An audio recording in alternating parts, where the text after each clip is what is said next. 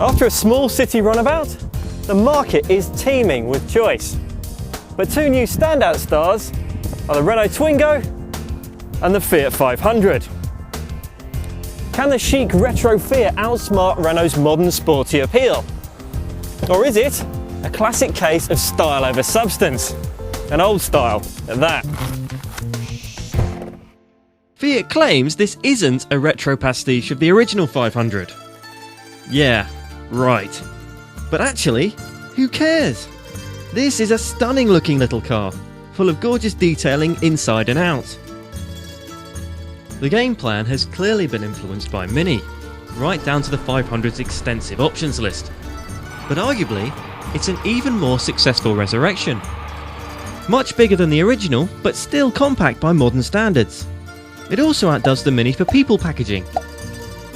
And boot space. Something genuinely magical happens when you climb on board. Fiat seems to have gotten the whole look and feel of the 500 exactly right.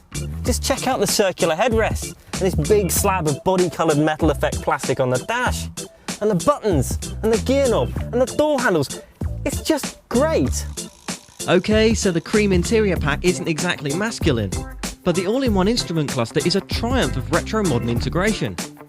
And in lounge trim, like this, it also gets a big glass roof, air conditioning, and Blue & Me phone and media player system. You can talk to the stereo, though it is usually quicker to press a button.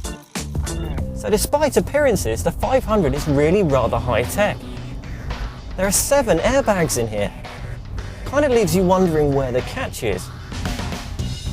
It doesn't come under the bonnet. This car's 1.2 litres and 69 bhp make it the junior of the range. But a great gearbox and fruity engine note means you hardly notice. It's very green too. It could do with more steering feel. And while it changes direction smartly, the limits are modest. Especially if the road starts to get bumpy. With a short wheelbase and deceptive height, up the tempo too far on your average British B road, and the 500 quickly loses its cool.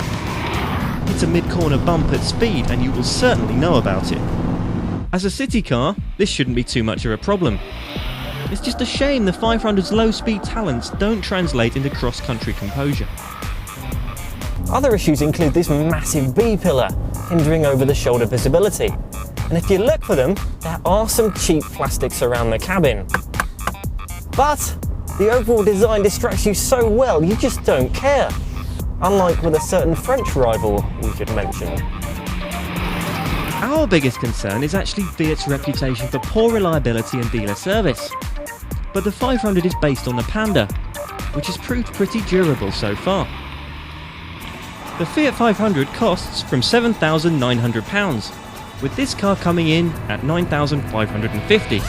It's well equipped, apparently well built, and absolutely overflowing with charm. You can buy better city practicality, but you can't buy a better all-round city car. It utterly obliterates the opposition.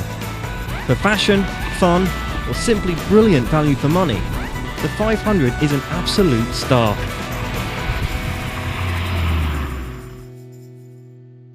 So, the Fiat 500's good points. You get so much style for so little money. It's green, it's safe, and it's high-tech. And at everyday speeds, it's plenty of fun. The bad points? If you're looking for something practical, you'll want to look elsewhere. It does lose its composure at speed, but our biggest concern is, can the dealer network cope?